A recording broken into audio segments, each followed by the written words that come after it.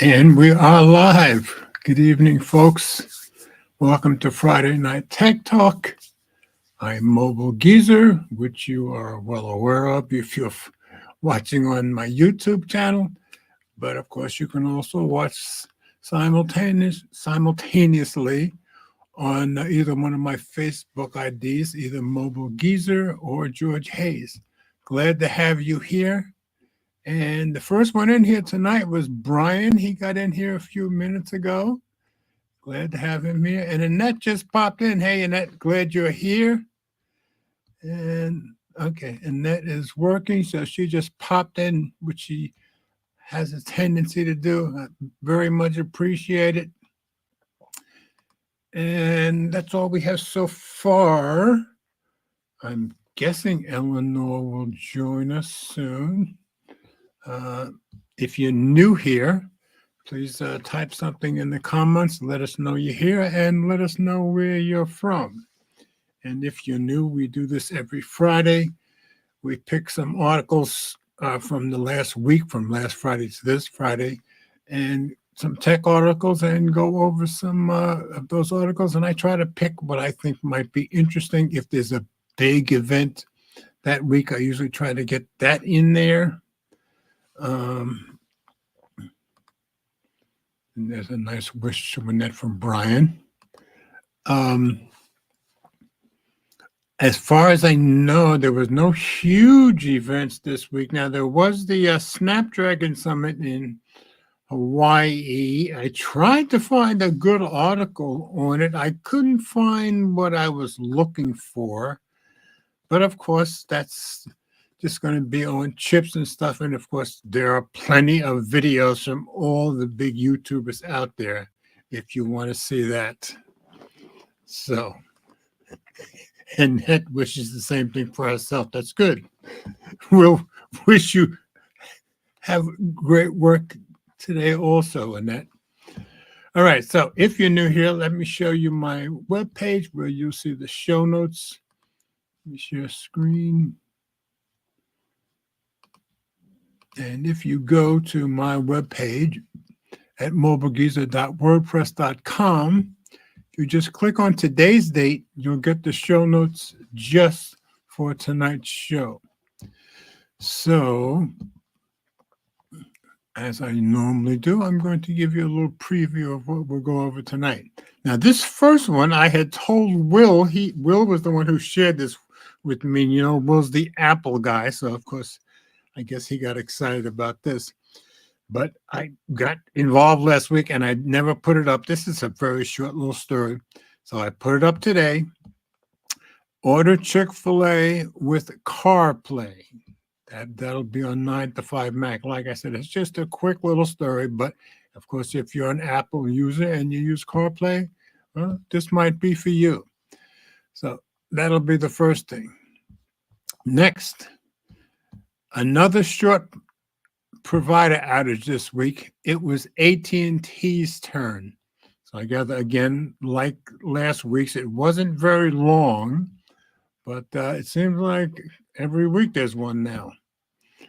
So that was on Wednesday, I believe. So we'll go over that. Again, that's a pretty short article too. Now, I know I gave you a video about Android 15, but now everybody has articles out about it.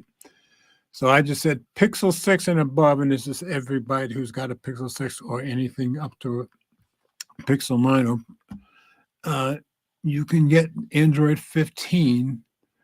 And I said Pixel 6 and above, Android 15 has arrived. So we'll go over that article. It's a very, very long article. So we'll just go pick bits and pieces out of it. But I just wanted to let you guys see some of the highlights that were written out, especially if I'm sure that I missed some in my quick little video. Then, of course, OnePlus followed up this week with their Oxygen OS 15, which is based on Android 15, but they have special AI things that they did that weren't in the regular Android 15, and everybody posted about that, so I figured I'd let you see that one. That one's pretty sweet. As far as some of the stuff that's, and they said the one's going to get it first is the OnePlus 12. Well, my OnePlus 12 got an update, but it didn't get Oxygen OS 15 yet. So I will certainly let you guys know when it shows up, but we'll go over what's included. It's some pretty sweet stuff. And then I included just a list. There was no list in this article of which phones would get it, but Android Central had a list. So I took that from them and show you all the OnePlus phones that will get Oxygen OS 15. Then, oh, and there's Eleanor.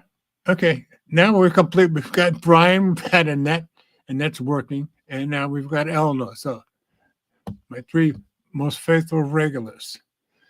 Okay, then more teams and advisors leaving OpenAI. And this has been kind of a steady stream of some of their biggest big shots leaving since I think about June. And I've given you the stories as they've come along. But this story includes them, the ones that have already left also. Personally, I think it's Sam Altman. I think he's too much of a money guy. That's my guess. But I'll express that when we get into the article. And that was on CNBC. And Google Photos will show you if image was manipulated or created with AI, which I think is kind of important if we know that. So now it's going to be much easier for us to see. I found that on The Verge, and I think that's a pretty good article for more of us to know about. And finally, I just happened to find this article on Wired yesterday. And sometimes Wired wants me to subscribe and won't let me read anymore. So I think it'll let me show this article. It's a very, it's an interview. And I just started reading about this lady, Marissa Mayer. It looks like Mayer, but it says it's pronounced Meyer. And I just kind of found her fascinating, and I kind of admired her. So I just thought I'd go through some of it, and we'll just pick and choose what we'll say. But she's pretty fascinating, and she's worked at Google from way back in the beginning, and then she was head of Yahoo. So that's what I'm going to end it up with. Like I said, we'll just pick and choose pieces of that. So if Ted or even Will or Mike, by some miracle, happens to come in and join us, I will certainly let you guys know. I think we might have gotten close to having Will 2 weeks ago. And Ted was hanging around in the comments last week. I'm guessing he wasn't home. I'm not sure. But he did hang around in the comments. So, but they all have the link, so they can all come in every week anytime they want to. So since nothing else is new, we will go on with the stories.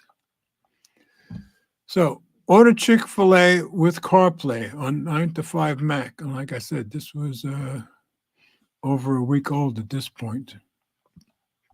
But like I said, it's nice and short. You can now order Chick-fil-A using CarPlay.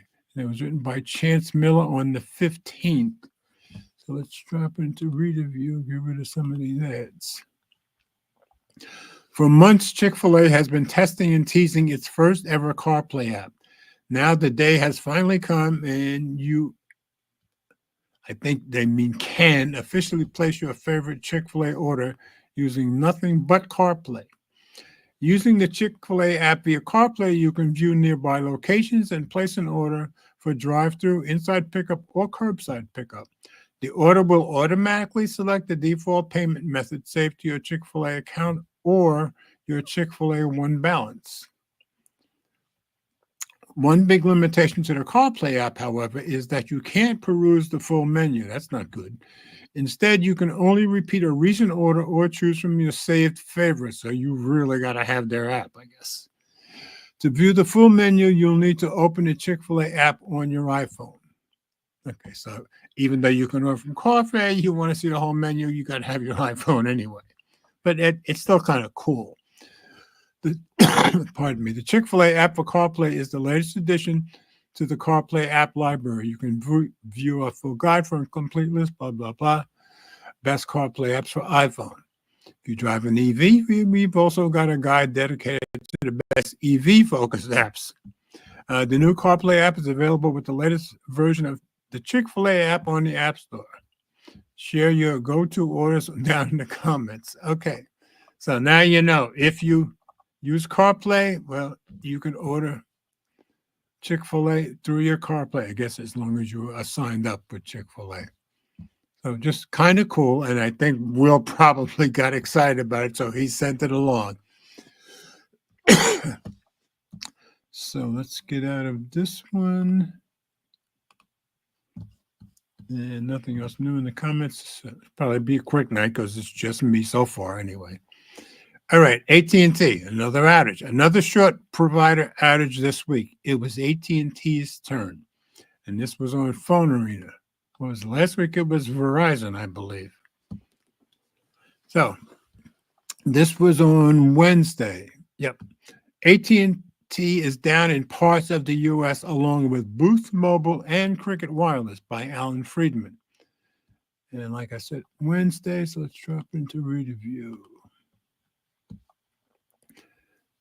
AT&T subscribers are suffering through an outage, according to Down Detector. The number of complaints filed by AT&T users on the site jumped from 143 at 12:38 p.m. Eastern to 4,030 at 1:08 p.m. Eastern.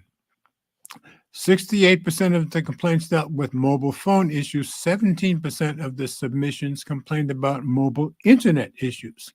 And 15% had trouble with their landline internet service. So this is pretty wide. I guess all of AT&T got hit to some degree. The service was down in major California cities such as LA, San Francisco, Sacramento. The carrier also had problems in Dallas, San Jose, Houston, Fresno, San Antonio, and Chicago. So it was kind of widespread, but it looks like it was hit or miss. There wasn't any straight line from city to city.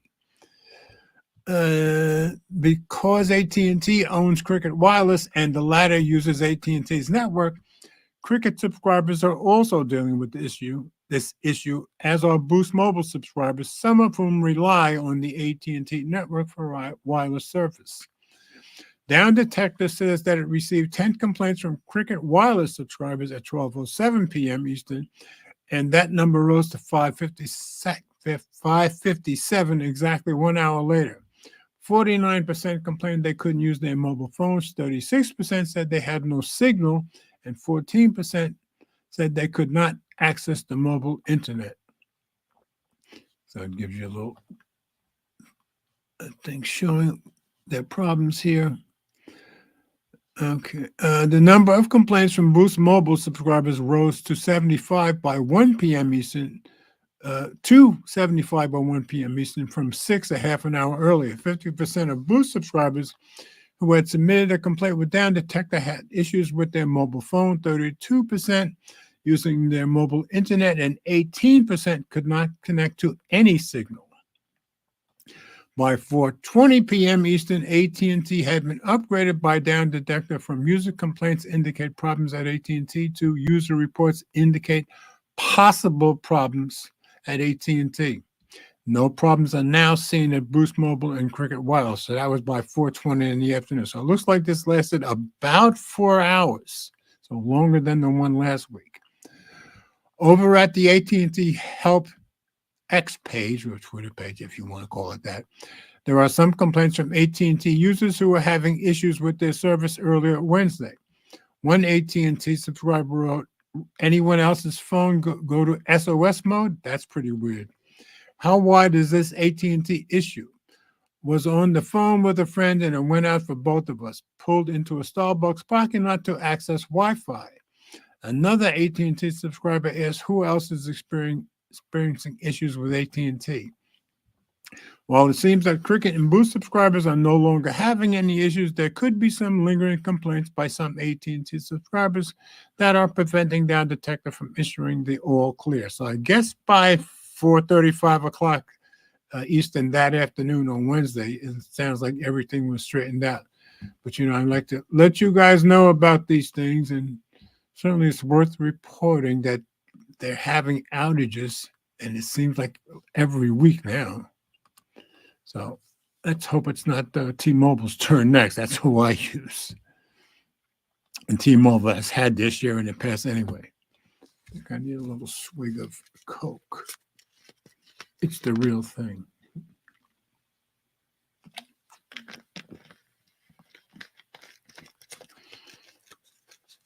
Okay, so I guess following up on my little video about Android 15, I figure I'd give you a full article. Like I said, I'm not going to read this whole article because it's very, very long.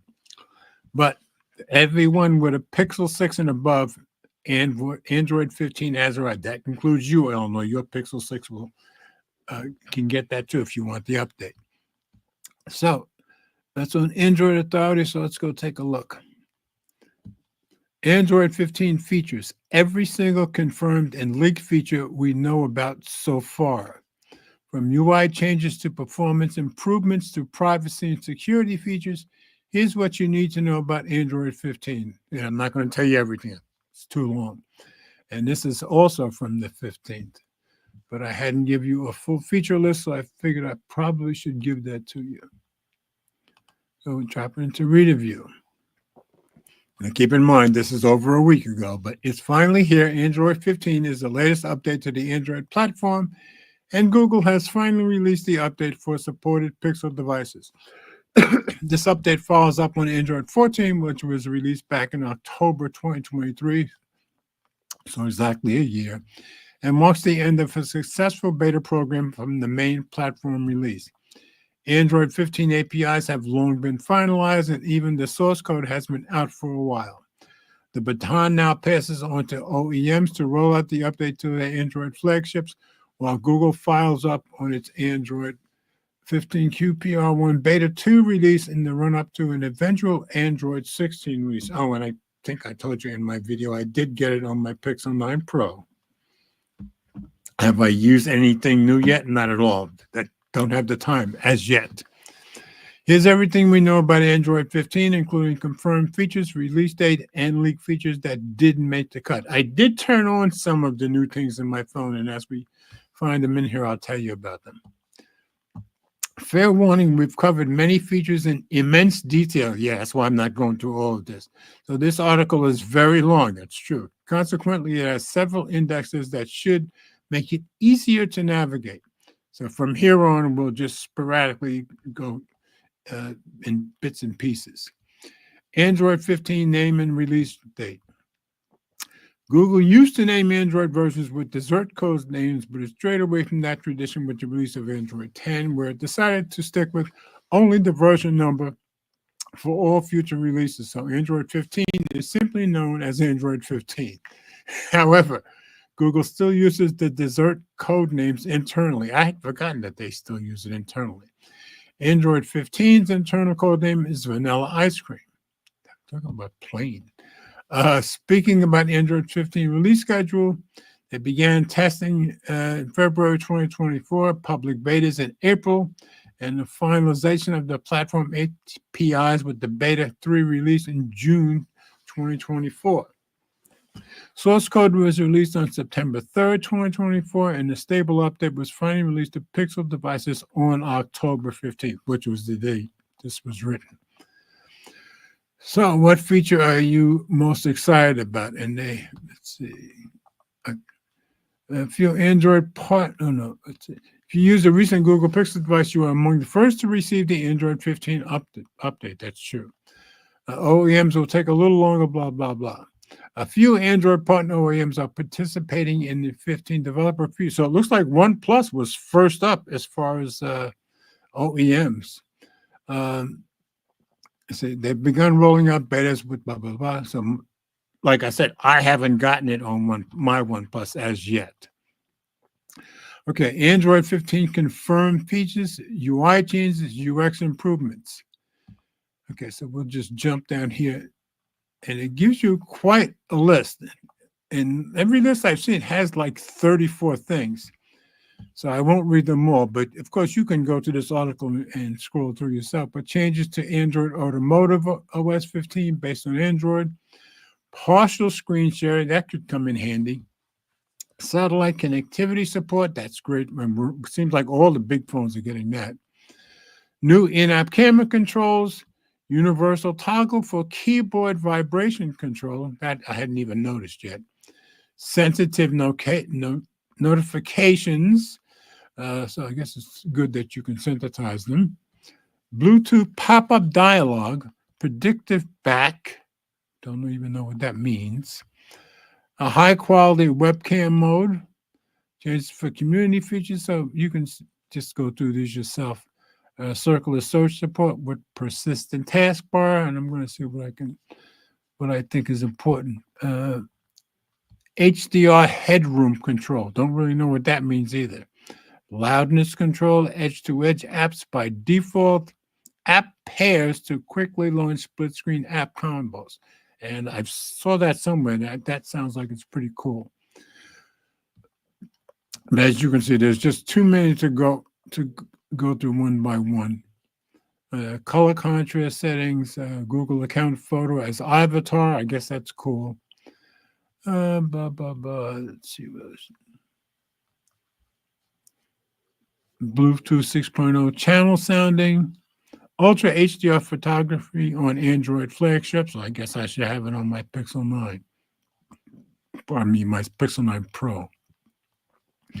Okay, changes to Android Automotive OS 15. So they're going into these now. So I tell you about the changes here. Google hasn't made a formal announcement yet about Android Automotive OS 15 based on Android 15. However, we have seen release notes that detail the upcoming new features. So they still say upcoming. So maybe it's not quite in Android Automotive yet. I don't know. And changes that are coming to Android that is run on in-car entertainment systems and dashboards, which I do not have. I drive a 2016 Mini, so I won't have everything. It's too old. Android Automotive 15 will let you stream audio from the car to a Bluetooth headset. There's also an app dock that lets users pin their favorite apps to the bottom for quick launching. That's good.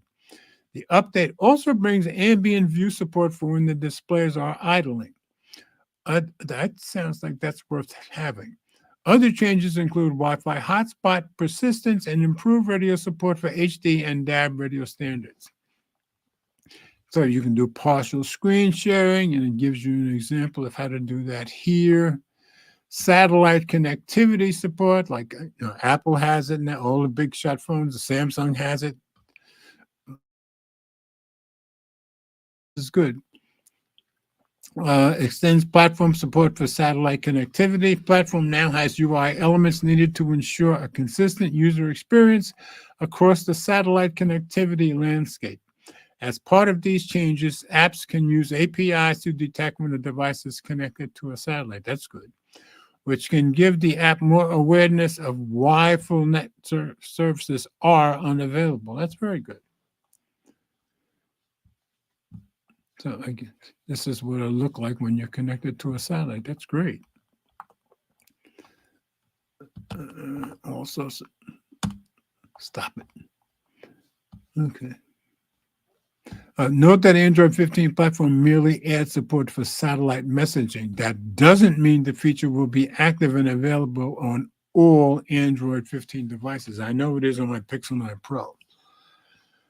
Google has confirmed to us that any Android 15 phone with the proper hardware, that's the key, can use satellite messaging, but carriers will need to allow it for that region and for that device first. Okay, and then there's new in-app camera controls, which I haven't even tried yet. I've seen them because I just put out just before I went live, I put out a video of some night photos that I took last night, and I did see these in my camera settings. So, my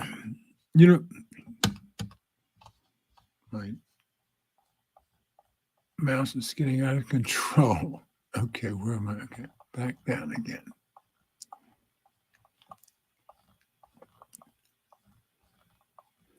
Okay, universal toggle for keyboard vibration control. You can go over that yourself. Sensitive notifications. What does that mean? Some forms of two-factor authentication are safer than others, but many platforms rely on the most basic form of 2FA that sends one-time passwords via text or email. However, Android 15 fixes that by adding a sensitive notifications feature that prevents your OTPs from being read by malicious Android apps. Okay, that's good. Cool. Lets you toggle Bluetooth to the quick settings tile, but most people leave the connection on to quickly connect to their accessories throughout the day. Okay, brings this functionality, letting you click on the Bluetooth quick settings tile to open up a pop-up dialog that lets you perform more functions. That's good, such as toggling Bluetooth, connecting and disconnecting to individual devices, entering their settings page, and pairing, pardon me, new devices. Okay, predictive back. One of Android 14's highlight features was supposed to be the new predictive back gesture, but the feature remained gated behind developer options. Google is finally graduating the feature beyond developer options, so system animations such as back to home, cross-task, and cross-activity will appear for apps that have properly migrated to this feature. Predictive back provides a smoother, more intuitive navigation experience while using gesture navigation, leveraging built-in animations to inform users where their actions will take them to reduce unexpected outcomes. Okay, so now that's the first time I understood what it actually meant. We started a new animation for the predictive back gesture for keyboards in Android 15 QPR1 beta that appears before the keyboard is minimized. Not expected with the stable Android 15, but could. Okay, so my guess is I haven't gotten it yet. Looks like it's still in the beta. High quality webcam mode. Third-party webcam apps make it easy to use your Android phone as a webcam for your PC. Okay, that's good. Changes for continuity features on foldables. Yeah, and the only foldable I have now that I still use is my OnePlus Open. With Android 15, you can control whether you want to continue using apps on the front display or on foldables. Michelle Rahman notes that this feature was present on Android 14 QPR betas, but was removed and is now returning. You can either have the front display turned on whenever you fold your device, have it turned on for games. Okay, that's nice. Videos or other apps, or never turn it on and lock the front display when you fold your device. That's good. I think when I do get it on my OnePlus Open, and that's on the list of phones that will get it, but I don't know when. I'm going to try that out. Okay, better cover screen support. With Android 15, app developers can declare a property to allow their app to be presented on the small cover screens. Oh, okay. Of supported flippable devices. Well, that's good. Good for the developers anyway. Persistent taskbar for large screen devices. That's also good. Okay, as you can see, we're still near the top of this article. So when I told you it was long and they told you it was long, they weren't kidding. This is a long article. Brian is asking, I wonder how long it will take to get Android 15 on Samsung devices. Heard it will be a while. Okay, see, I have heard nothing about it. Now, up until what, a year ago, Samsung was getting this stuff quick. Now it seems like they're kind of falling back again. But OnePlus is trying to get on the case. But like I say, I haven't gotten it yet. So I don't know when I'll get it. And I'm on an unlocked T-Mobile phone. So I have no idea, Brian. You've heard more than I have. Circle to search support with persistent taskbar. With the taskbar enabled on the Pixel tablet, okay, users could not invoke Circle to search unless they were changed back to the transient taskbar. With Android 15 Beta 3, Google added the ability to invoke Circle to search by holding down the action key. That's good. The button in the taskbar. When you boot up your Android 15 Beta, okay, so it's still Beta 3. So, but since I don't have a Pixel tablet, I'm not worried about it. Health Connect. Android 15 includes updates to the Health Connect by Android platform, which adds support for new data types across fitness, nutrition, and more. I got to check that out, I guess. Beta 2 adds skin temperature, I don't care, and training plans as additional. That's the thing about being the kind of exercise fanatic I am. Most of this stuff I'll ignore. But this stuff is good for people who really need to know this detailed kind of stuff. Now, virtual MIDI 2.0 devices. Android 13 added support for connecting to MIDI. I haven't used MIDI I use MIDI a lot as a musician, but I haven't used it in a long time. Connecting to MIDI 2.0 devices via USB. That's good. Which communicate using universal MIDI packets. That's very good because connecting MIDI back in the old days, and like I said, I haven't used MIDI probably in about 7 or 8 years. And it was always a pain in the butt to get all the connections right. Android 15 extends UMP support to virtual MIDI apps. This enables composition apps to control synthesizer apps as a virtual MIDI 2.0 device. That's good. Just like they would with the USB MIDI 2.0 device. Yeah, and I think most of you guys know for about 50 years, I was always popping in and out of bands, rock bands, church bands, disco, all kinds of bands, pop bands. But I've done a lot of stuff on my own. I've done a lot of writing of songs. I've probably written about 300 songs over the years. So, of course, I performed a lot of the stuff on my own, and I use MIDI devices to do this. So this is pretty good stuff for people who still use it. HDR headroom control. In situations where you have some HDR content on your screen, but more SDR content, for example, an HDR thumbnail, while the rest of the content is in SDR, okay, the HDR content can overpower the perceived brightness of the rest of the HDR content. Okay, so you got more control. Android 15 allows apps to control the HDR headroom so they can avoid such situations. Okay. Loudness control, like I said, I'm not going to all of this.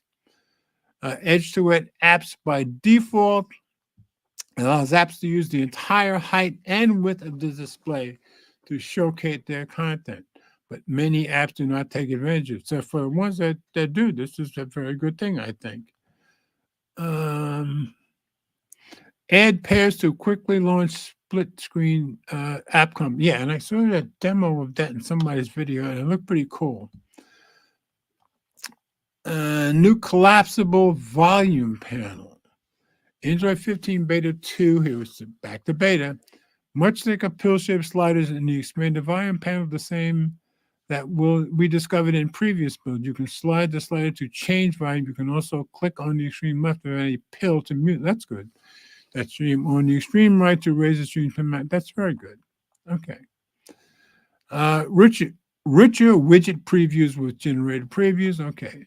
Bluetooth auto on. All right. I'm not going to go through the rest of this, but like I said, if you guys want to see this article, this is on Android Authority. Let me go back to read review off. And the name of it is Android 15 features every single confirmed and leaked feature we know about so far. So you can go look at this on Android Authority, and just remember it's from October 15th. Oh, and I forgot to mention it was written by Amir Sidki, I guess that's how you say it, and Andrew Grush. So too long to stay on for the rest of the night, which it looks like it would have kept us there the rest of the night. All right, nothing else new. Let me get another sweet Coke.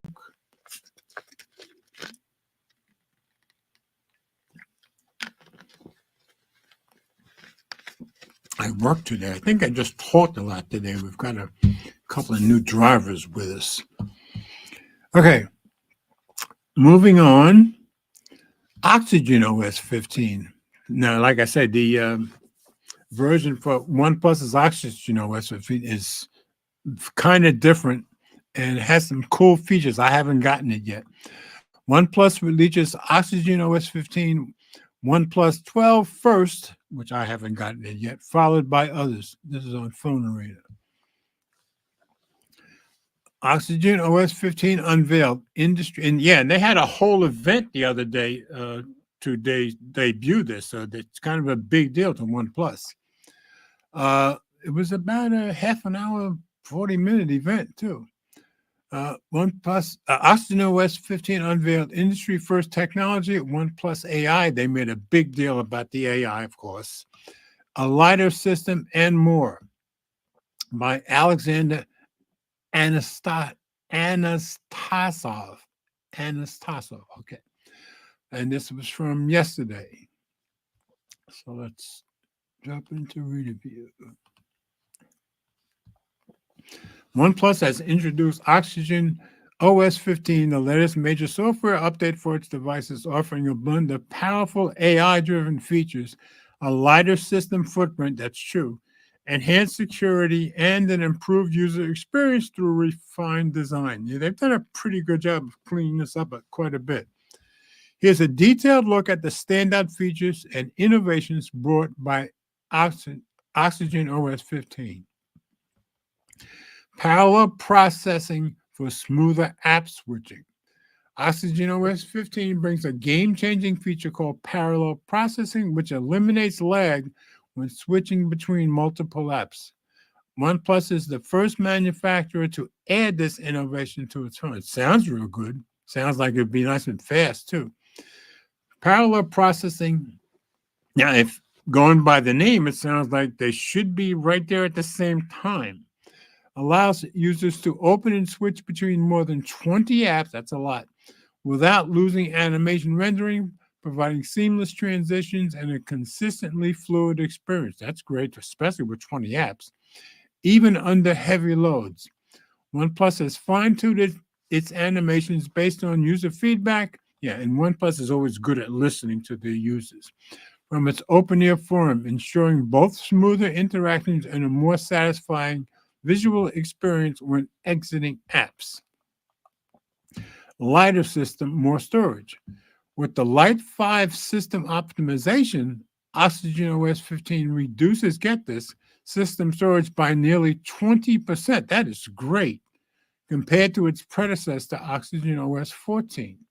By removing redundant features, OnePlus has freed up more space for users to store personal files and apps, all while maintaining optimal system performance. Now, you don't find many companies that even take the time and bother to do that. So I think that's terrific. AI, let's see. Somebody else, Alex Screen. Let's see.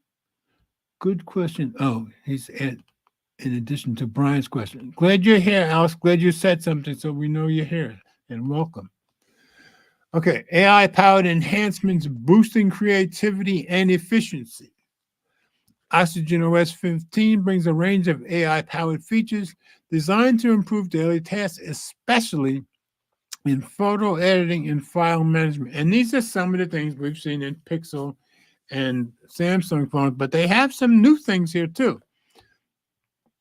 AI Detail Boost and AI Unblur use OnePlus AI technology to enhance low-resolution or blurry images, transforming them into clear, high-definition visuals with a single click. That's good. AI Reflection Eraser removes unwanted reflections. That's also good if it works well from photos taken through glass, restoring natural content without distortion. That would be nice. Global search allows users to search across apps using natural language processing, while circle to search enables quick searches by simply drawing a circle around the image. So there's a global search, searching across apps. Sounds like a pretty good deal. And PassScan offers users the ability to scan and store paper boarding passes directly to Google Wallet. Good. Simplifying travel management. AI Notes enhances productivity by automatically organizing, summarizing, and adjusting the formality of notes. Yeah, that can come in handy, making them clearer and easier to manage. AI Reply, integrated with the AI Toolbox, generates contextually relevant replies in chat apps, streamlining conversations. Yeah, the summarizing stuff that AI in general does is pretty good, seems like on pretty much everything. Design and customization. OS 15 introduces a more refined design with updates to a shelf cards feature, offering a new halftone color scheme and customizable layers. So this has to do all with looks. So we'll let you guys go look at that if you want to. Give some examples here.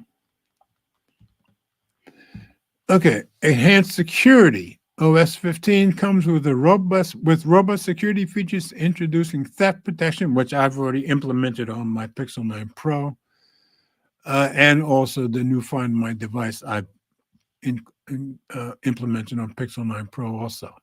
Google Play Protect Live adds yet another layer of protection by analyzing app behavior in real time to detect and block malware. That one I haven't even seen on mine yet, but it must be there. Gemini integration. OnePlus has integrated Google Gemini as the default assistant, so it's no longer Google Assistant, in Oxygen OS 15, elevating both productivity and creativity. Gemini can assist with writing, brainstorming, learning, and more, all through real-time verbal interactions. Available in 40 plus languages, that's good. Gemini Live enables users to engage in conversations with the AI assistant, offering a dynamic and interactive way to handle daily tasks. And I've only done a little bit with Gemini on a couple of my phones, but yeah, you can actually have kind of conversations with them. Cross-platform, oh yeah, people are excited about this one. Cross-platform sharing and other new features. Oxygen OS 15 makes it easier for OnePlus users, get this, to share files with iPhone users through the new Share with iPhone feature. That's pretty cool, which eliminates the need for additional apps on OnePlus devices. Meanwhile, the system's OnePlus Connect feature enhances cross-platform communication and file sharing. Now, of course, today at work, I only had my OnePlus 12 and my Pixel 9 Pro, but there are days when I have one of my OnePlus phones, either my 12 or my OnePlus Open, and my secondary phone would be my iPhone or vice versa. So that would come in real handy to me at times, I'm sure. So that, I think, is a very useful addition. Final thoughts. Oxygen OS has consistently delivered a smooth, intuitive, and user-friendly experience for OnePlus users. That's true. This reputation has been a cornerstone of OnePlus's success in its early days. Based on our initial impressions of Oxygen OS 15, we're pleased to report that OnePlus has truly listened to its fans. Yeah, they're good at that. The new updates delivers on the promise of a seamless, efficient, and practical experience, from innovative parallel processing to AI-powered features and thoughtful design tweaks. Yes, there are some thoughtful design tweaks. Oxygen OS 15 feels like a substantial step forward. So OnePlus did a good job here, and these guys have done a good job in letting us know about what's there. So that's a useful article. Let's get out of that one. All right, nothing else new in the comments. Oh, so since they didn't have a list of which phones would actually get Oxygen OS 15, I found this on Android Central, and I just kind of copied it out of there. I just said from Android Central, based on OnePlus's platform update guarantees, these are the devices that will eventually make the switch to the Android 15 based. Let's see if I put this in reader view, will it make it more readable? Yes. Okay. So these are the phones that will get Oxygen OS 15, although we don't know when. OnePlus 10 Pro, OnePlus 10T, OnePlus 10R, 10R, 150W. I don't have any of those. OnePlus 11, of course, I got rid of that to get my OnePlus 12. 11R, OnePlus 12, like I said, haven't gotten it yet. 12R, OnePlus Open, of course, that hasn't gotten it yet. And OnePlus Nord 3, Nord CE3, Nord CE3 Lite. I have an N30, but obviously that's not going to get it. So I just wanted you guys to see which OnePlus phones would get it. So All right, moving on. Now we're done with Android 15 and Oxygen OS 15. Now, OpenAI. Now, my feeling of Sam Altman, the head of OpenAI, ever since last November when they threw him out and then he came back, and his initial falling out with Elon was that when they started OpenAI, it was supposed to be totally nonprofit, totally for the good of mankind or humankind, and not a profit-making thing. Well, now they've become a full-blown profit, or they're in the process of becoming a full-blown profit as opposed to nonprofit. And my feeling about Sam Altman is this guy is just money and greed to go. And that's why these people are quitting. And you'll see that in the article. And I saw another video today talking about the same thing, how so many people are leaving OpenAI because they don't want to slow down. Just money, money, money, money, money. That's what it seems like. And I think that's all based on Sam Altman. More teams and advisors leaving OpenAI, and this was on CNBC.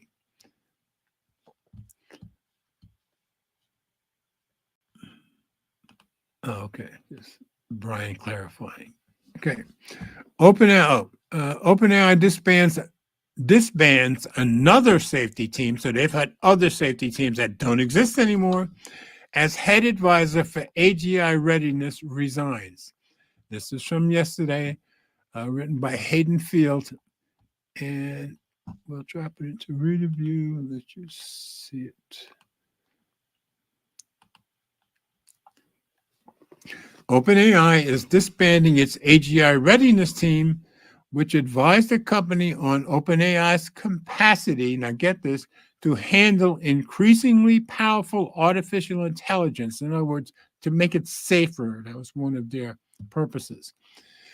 And the world's readiness to manage that technology, according to the head of the team. And that's why people keep leaving. They keep throwing away what's going to make it safer or slow it down to make it safer.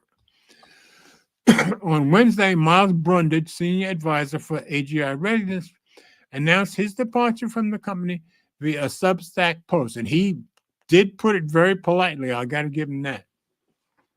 He wrote that his primary reasons were that the opportunity cost had become too high, and he thought his research would be, get this, more impactful externally.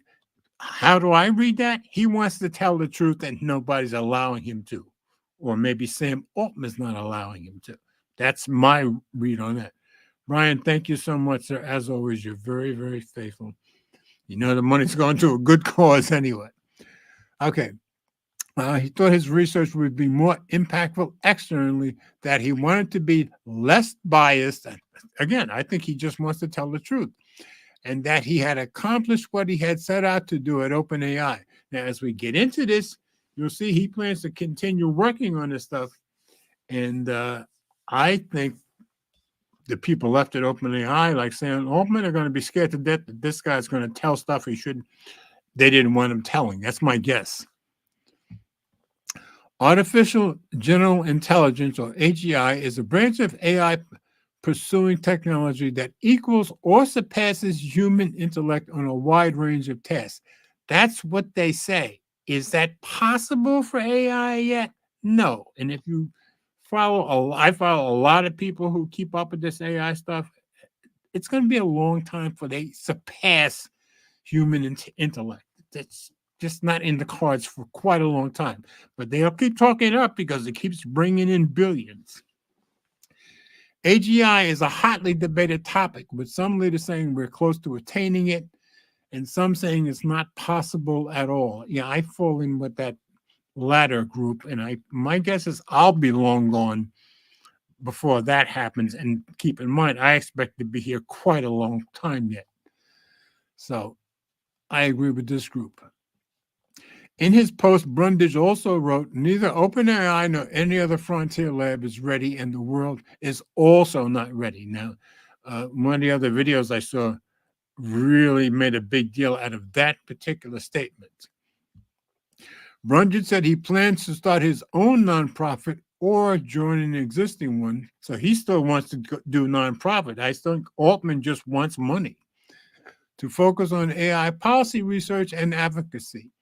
AI is unlikely to be as safe and beneficial as possible without a concerted effort to make it so. Again, they're holding him down from keeping it safe.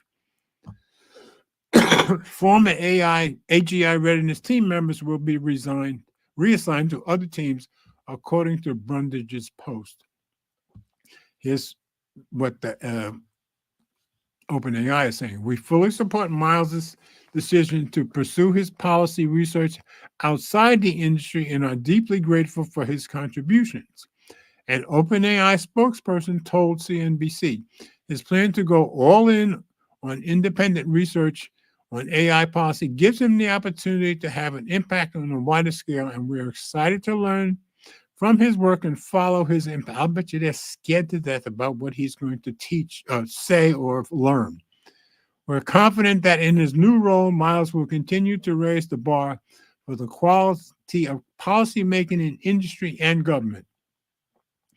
Now, back to some of what happened before. In May, OpenAI disbanded its super alignment team, which OpenAI said focused on scientific and technical breakthroughs to steer and control is the key word, AI systems much smarter than us to prevent them from going rogue. So I guess they don't care if they go rogue now. That's the implication.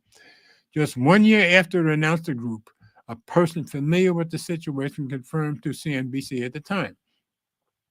News of the AGI readiness team's disbandment follows the OpenAI's board's potential plans to restructure, here it is, the firm to a for-profit business, and I reported on that before.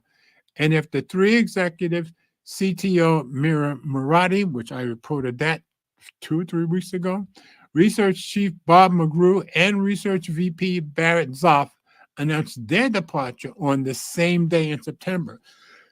So all 3 of them left on the same day. In early October, OpenAI closed its buzzy funding round at a valuation of $157 billion, including the $6.6 billion the company raised from an extensive roster of investment firms and big tech companies. They're almost good at pulling in the billions. It also received a $4 billion revolving line of credit, bringing its total liquidity to more than $10 billion. The company expects about $5 billion in losses on a $3.7 billion in revenue this year. Yeah, everybody who's working on all this AI stuff, nobody expects to make a profit anytime soon, as far as I can tell. CNBC confirmed in September with a person familiar with the situation. In September, OpenAI announced that its Safety and Security Committee, which the company introduced in May as it's dealt with controversy of security processes, would become an independent board oversight committee. My guess is they want to control them more. It recently wrapped up its 90-day review evaluating OpenAI's processes and safeguards, and then made recommendations to the board, with the findings also released in a public blog. So they would have recommended these safeguards to the board, and they actually showed them to the public, which I'm surprised they did. But what did they do about it? I don't think it tells us. News of the executive departures and board changes also follows a summer of mounting safety concerns and controversy surrounding OpenAI, which, along with Google, Microsoft, Meta, and other companies, is at the helm of a generative AI arms race, that's for sure. A market that is predicted to top $1 trillion in revenue within a decade. Sure, because they're all pushing it. And any of them telling the truth? Hard to say. As companies in seemingly every industry rush to add AI-powered chatbots and agents to avoid being left behind by competitors. And why I'm so skeptical? Because a lot of the groups that I follow on video on YouTube, who are real experts in some of the AI stuff, kind of expressed in ways that to my programmer's logical mind makes perfect sense. And it, achieving or surpassing humans anytime soon, it's just not going to happen. In July, OpenAI reassigned Alexander Madry, one of OpenAI's top safety executives to a job focused on AI reasoning instead. So he was focused on safety, but now it's on reasoning. So again, pulling away from the safety. People familiar with this situation confirmed to CNBC at the time. Madry was OpenAI's head of preparedness, a team that was tasked with tracking, evaluating, forecasting, and helping protect against catastrophic risks relating to frontier AI models. So they pulled him away from that. According to a bio from Madry on Princeton University AI Initiative website, I guess he must rep the Princeton University. I used to live right outside of there. Madry will still work on core AI safety work in his new role, OpenAI told CNBC at the time. The decision to reassign Madry came around the same time that Democratic senators sent a letter to OpenAI CEO Sam Altman concerning questions about how OpenAI is addressing emerging safety concerns. And my feeling is that the Senate is asking questions, but my feeling is he's just like Zuckerberg. He's going to tell them what he thinks they want to hear and ignore them. That's what I think Sam Altman does. The letter, which was viewed by CNBC, also said, this is from the senators, we seek additional information from OpenAI about the steps that the company is taking to meet its public commitments on safety. I guess they're ignoring that. How the company is internally evaluating its progress. They keep pulling everybody off safety on those commitments and on the company's identification and mitigation of cybersecurity threats. If they have to choose between mitigating cybersecurity threats and making money, guess which one they're going to choose? Microsoft, now get this, this was a surprise to me. Microsoft gave up its observer seat on OpenAI's board in July. Remember that when Sam Altman came back after he was thrown out and they redid the whole board, Microsoft got a non-voting seat on the board. All of a sudden, they're not even there anymore. So this guy does not want anybody having eyes on what they're doing. Writing in a letter viewed by CNBC that it can now step aside, Microsoft that is, because it's satisfied with the construction of the startup's board, which had been revamped since the uprising that led to the brief ouster of Altman and threatened Microsoft's massive investment in the company. How he talked them into getting off the board when they've invested $40 billion, he must be a pretty good talker. But in June, a group of current and former OpenAI employees published an open letter describing concerns about the artificial intelligence industry's rapid advancement despite a lack of oversight and an absence of whistleblower protections for those who wish to speak up. Get it? Absence of whistleblower protections, which is supposed to be protected under the law. But if they start having whistleblowers, wouldn't surprise me if somebody, he killed himself. Let's wait and see. AI companies have strong financial incentives to avoid effective oversight. That's true. And we do not believe bespoke structures of corporate governments are sufficient to change it. Yeah, they're driven by money. Days after the letter was published, a person familiar with the matter confirmed to CNBC that the Federal Trade Commission and the Department of Justice were set to open antitrust investigations into OpenAI. Again, the story I said last week about the lady who's the Lina Khan, who's the head of the FTC, a lot of them don't like her. This is why. She investigates stuff. They don't like it. OpenAI, Microsoft, and NVIDIA focusing on the companies, all three of them, conduct. FTC Chair Lina Khan has described her agency's action as a market inquiry into the investments and partnerships being formed between AI developers and major cloud service providers. She does her job, and a lot of these business people don't like it. The current and former employers wrote in the June letter that AI companies have substantial non-public information about what their technology can do. So they know what it can do, but they don't want us knowing what it can do. The extent of the safety measures they put in place, they don't want us to know that either. And the risk levels that the technology has for different types of homes. So they're not telling us any of that stuff. We also understand the serious risk posed by these technologies, they wrote. adding the companies currently have only weak obligations to share some of this information with governments. That's why the senators are asking questions. And my guess is they're going to get a runaround. And none with civil society. We do not think they can all be relied upon to share it voluntarily. I agree 100%. OpenAI's, get this, super alignment team announced last year and disbanded in May had focused on scientific and technical breakthroughs to steer and control AI systems much smarter than us. Well, yeah, but they're not there yet. At the time, OpenAI said it would commit 20% of its computing power to the initiative over 4 years. Oh, and it doesn't say it in this article, but all of these companies are now buying power plants. And I guess because they need so much power to keep these large language models going. So the team was disbanded after its leaders, OpenAI co-founder Ilya Sutskever and Jen Leike, announced their departures from the startup in May. Yep, I remember that. And he was one of the guys that started the company. Building smarter than human machines is an inherently dangerous endeavor, like he wrote in the post on X. OpenAI is shouldering an enormous responsibility on behalf of all humanity. But over the past years, safety culture and processes have taken a backseat to shiny products. In other words, to money. Altman said at the time on X that he was sad to see Leike leave. Yeah, I'll bet he was. And that OpenAI had more work to do.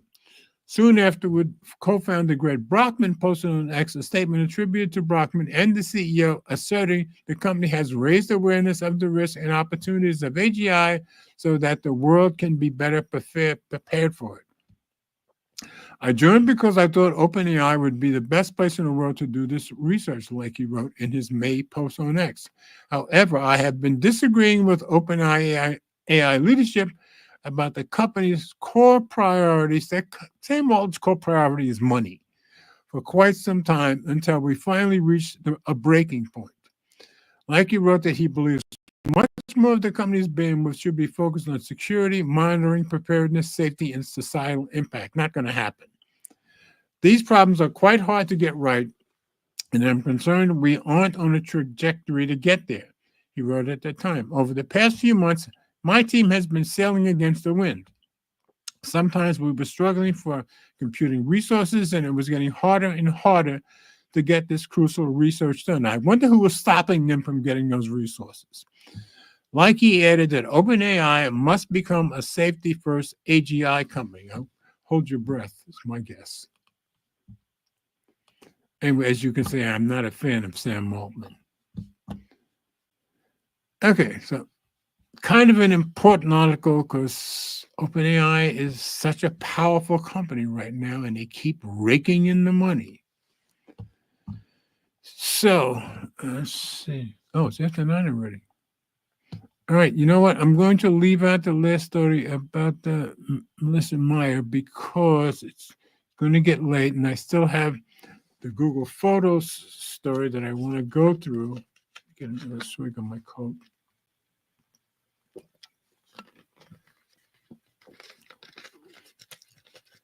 So I'm going to make this the last story. And this one is kind of interesting for all of us, and I think we'll all be glad that Google is including some of this functionality. Google Photos will show you if image was manipulated or created with AI, and that's, the fakes and stuff. Google's going to give us a better idea of exactly how to identify this stuff. So that's on The Verge. Google Photos will soon show you if an image was edited with AI. Now you'll be able to see when generative AI has been used or when multiple images are combined into one. As you can see here, here's this lady sitting here, nothing next to her. All of a sudden, there's a drink there, there's other stuff there, drugs, I guess. But anyway, this was all fake, stuck into this photo. Wasn't in the original photo with her at all. So this was by Chris Welch and written yesterday. So this is some good stuff Google is doing in photos, I think. There's no putting the genie back in the bottle when it comes to generative AI forever shaking our trust in photos. Yeah, because what do we believe? But the tech industry has a responsibility to at least be as transparent as possible when these tools are used. That's good. To that end, Google has announced that starting next week, Google Photos will note when an image was edited with the help of AI. I think that's terrific. Photos edited with tools like Magic Editor, Magic Eraser, and Zoom Enhance already include metadata based on technical standards from the International Press Telecommunications Council to indicate that they've been edited using generative AI. John Fisher, engineering director of Google Photos, wrote in a blog post. Now we're taking it a step further, making this information visible alongside information like the file name, location, and backup stats in the Photos app. And they give an indication here. So shows you want here in the AI info, edited with Google AI, digital source type, edited using generative AI. So that's good information to know. That's certainly better than having no indication at all. I agree. The AI info section, which is what I just showed you, will be found in the image details view of Google Photos, both on the web and in the app. That's great. These labels won't be limited strictly to generative AI either. Google says it'll also specify when a photo contains elements from several different images. Great. Such as when people use Pixel's best take and add me features. That's wonderful. That's encouraging to see. This metadata can easily be circumvented by those intentionally trying to do so, however. This work is not done, and we'll continue gathering feedback and evaluating additional solutions to add more transparency around AI edits. Fisher wrote, that's terrific.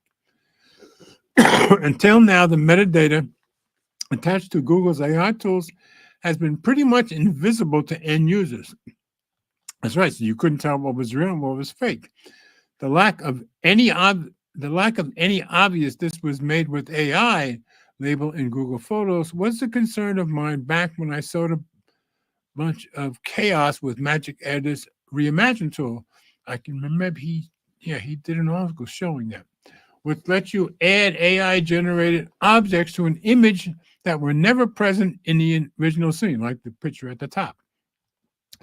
Google and Samsung both let you do so with their respective AI tools, but Apple, which will roll out its first image generation features with iOS 18.2, has said it is very purposefully steering clear of photorealistic content, so they don't want to get involved in this as yet. Apple's Craig Federighi said the company has grown concerned about AI casting doubt on photos being indicative of reality. As we've covered repeatedly at this point, retouching photos is nothing new. But today's wave of generative AI tools make it possible to create convincing fakery with very little effort or skill. That's very true. So I think what Google is doing is good, and I think the fact that they're showing us this kind of information is terrific, and that they're still working on it. So I think that is very important work that they're doing, and at some point we will probably all appreciate it. So like I said, I'm going to skip the last story for now. Maybe I'll include it again next, but it gets very long. And the only thing pertinent about it is I just found her story very fascinating, and I kind of became an admirer just reading her interview. But that's going to be it for this week, folks. We've been through 6 articles already. And thanks for you guys sticking with me as always. And I'm very glad you guys always show up. And I'll be back next week. And I hope you guys have a very, very blessed weekend. And let's always remember we all do better when we love each other. And I'll see you next week.